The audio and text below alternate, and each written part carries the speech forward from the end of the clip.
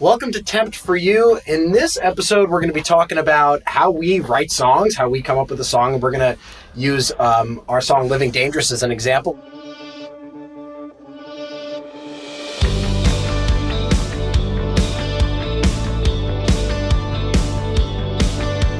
We usually start writing a song with the chorus. Usually. Yes, there's a few examples I can't think of off the top of my head, but usually it's like the chorus is the main part of the song. So if you have a good chorus, it's easy to come up with a verse and pre-chorus. We're recording right from the beginning and building the song from the ground up on day one. Absolutely, yeah. No, I mean, I'm pretty much immediately doing a scratch vocal whenever we have lyrics.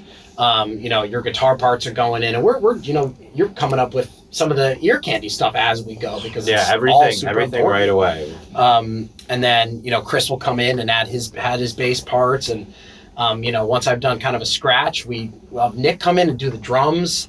Yeah, it's interesting because we have a drums last approach. Sometimes we're in the drums last school, so we'll have we take it to the studio and we'll usually do a live performance or two with a new song. And then Zach will finally come back once he's warm. Because you like singing it live. Yeah. That I was going to mention that. So great segue. Yeah. No, we it's really important, at least for me, to be able to play the song live in the studio with the guys. Like a couple times, bonus points if we get to play it for people too, because we have done that before. Before I actually do the live, the final vocal take, just because. Learn the song more comfortable with it. There are sometimes things in rehearsal that I do that I don't do in the studio. I'm like, I like that, so we should add that. So I think also too, like the vocal is the most emotional connecting part of the song to the audience. So that once you have a chance to sing it in front of people, you can live with it for a bit. The performance becomes more of a performance rather than just like, I'm just singing this part. Reading lyrics on my phone. Yeah, no, exactly. So let's check out the song, and let's start with the chorus. Go for it.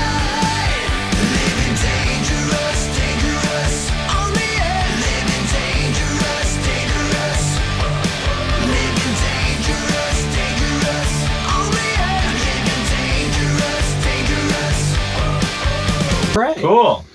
All right, so let's break it down. The top riff. That was the original inception of the entire song. That's the original guitar that on like the second day after we wrote it, we recorded, and that it lives now in the master version of the song. So when we write a chorus, we want it to sound really big. We love our backup vocals. Yeah. So I wanted to highlight those because those are something we also record pretty much from the get-go. And the lead scratch, but usually the backgrounds when we get those done, they stay. They stay, unless they're particularly bad. Living dangerous. And when we write the background vocals, a lot of times we're just coming up with the harmonies by ear. Sometimes we'll sit at the piano and we'll figure out a few, especially if there's some weird stuff happening in the chords that have that mode mixture where it's the major, but it uses the minor harmonic scale. Yeah. So you can hear that little bit of like those half steps in the harmony. So. Yeah. Talking about the song, the label that we're with wanted us to have a featured artist on it. So we had Dorothy come on the track, who did such a great job. In fact, when we can actually play her part, but when she starts singing in the second verse, I thought it was still me. And that's a compliment to her. That's a real compliment to her. I'm not saying that in a bad way, but she really matched the vibe, and she really nailed the performance. Yeah. Before we get to Dorothy's vocals, let's listen to the drums and the bass here.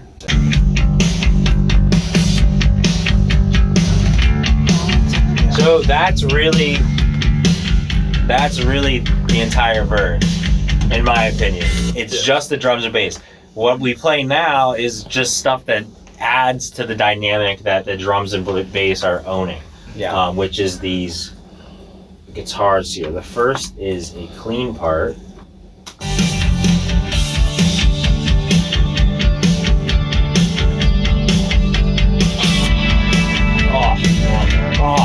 Come and just a quick note about that. That's something. This is why we mentioned before how we always run the songs in rehearsal and live a lot of the times before we finish them, because that was a part that we came up with just messing around with it in the studio together. Little. Okay. Let's try that bit in the second verse again. That was fun. So that hit on the Like going to the second half of the second. Yeah. Let's try it.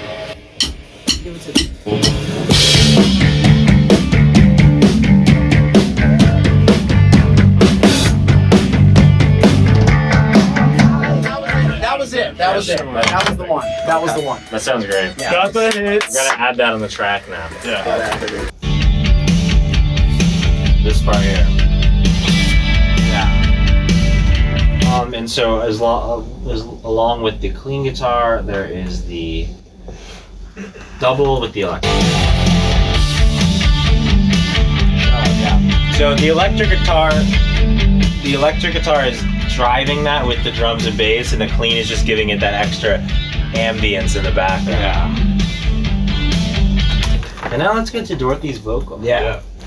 Bright lights awaken the love inside. You gotta hold tight, 'cause I'm always out losing control, and I want more. Here's Zach on the first verse.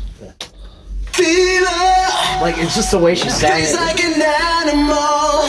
It's the She does more vibrato. Want it too much. Always feel like I'm running for my life. My mind's on fire. and then we do a pre-chorus here, which is kind of a little bit of modulation, more like mode mixture, but and then there they are. So and then to make it kind of harder sounding instead of just having the keyboard, you play the keyboard part with on the guitar, so you get that. I just had such a.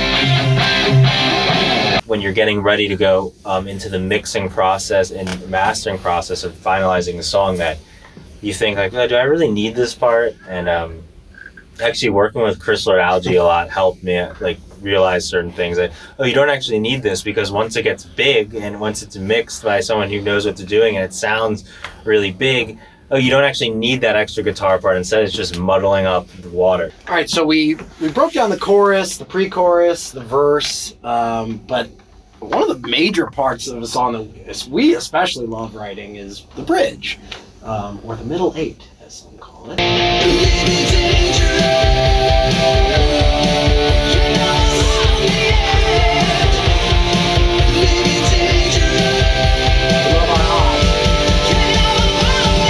So you transition from the very rhythmic, living dangerous, dangerous chorus, and then what gives the bridge its appeal is that now all of a sudden it's this long flowing vocal that's now happening over the hard kind of driving chords. So that really brings it to a new place, and there's also that modulation kind of work as to B flat there, even though it's technically not a modulation. And Dorothy added some cool little licks there too. So Dorothy added some licks there, and then that's a perfect segue into the guitar solo, which is just over the chorus chords again. So let's just listen to that. One note I'll make about the guitar solo is just this one in particular.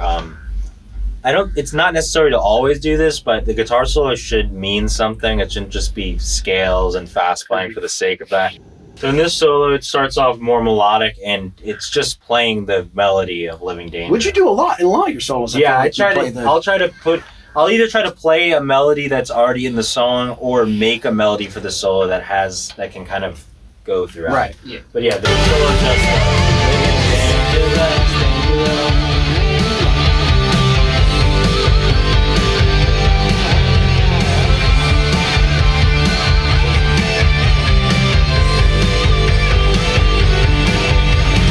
I guess you would call this the breakdown. Yeah. And we've been enjoying doing breakdowns in a lot of songs now. It's not something you should do every song, because if it's every song, then it loses all its meaning. Yeah. But this is cool because it's a good way to highlight the drums and the bass and to do some kind of cool effect stuff. So the first thing is... this is when the mosh pit opens. Yeah, the first thing is... I'm just kidding.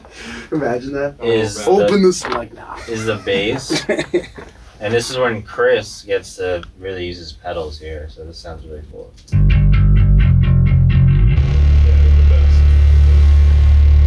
Let the pedals do the talking. So that is his pedal and a synth wave that's like a synth sine wave type thing that's kind of matched to it. Yes. Yeah. back to There he is. Yeah. It was just really to beef up that breakdown. Yeah. Which pedal is that? I think I was using the Conquistador by Way Huge. And I had just gotten that pedal, and I remember Kid was like, "Hey, I think this would be a pretty cool bit to place in it," and luckily it worked. You know, what's cool here is this drum part. We got some just cool samples, simple drum part. Little noodles. Yeah. Tom noodles. Woo. Besides the massive.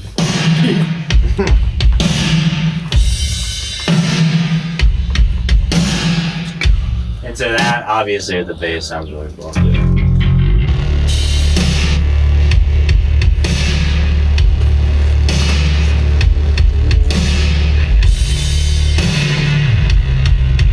And then just big build up.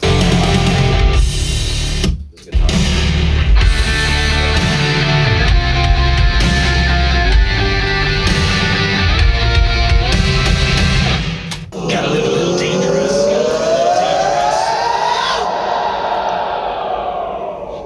Brings us right back down.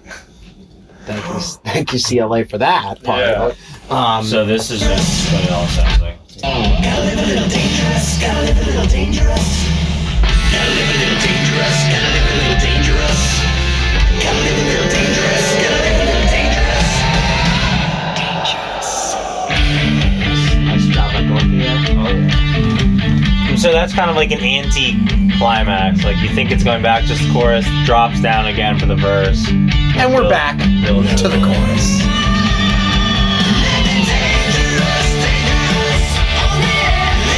And it's pretty much just chorus out. There's a few ad libs. We always, at least my philosophy and me and Zach's philosophy when we're doing the ad lib stuff is,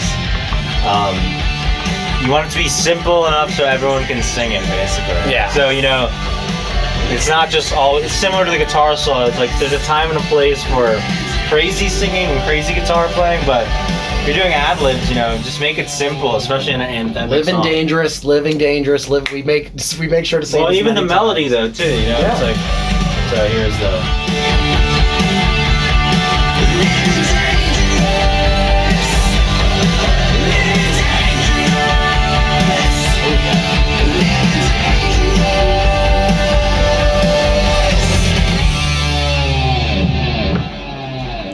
Wow. And that is Living Dangerous.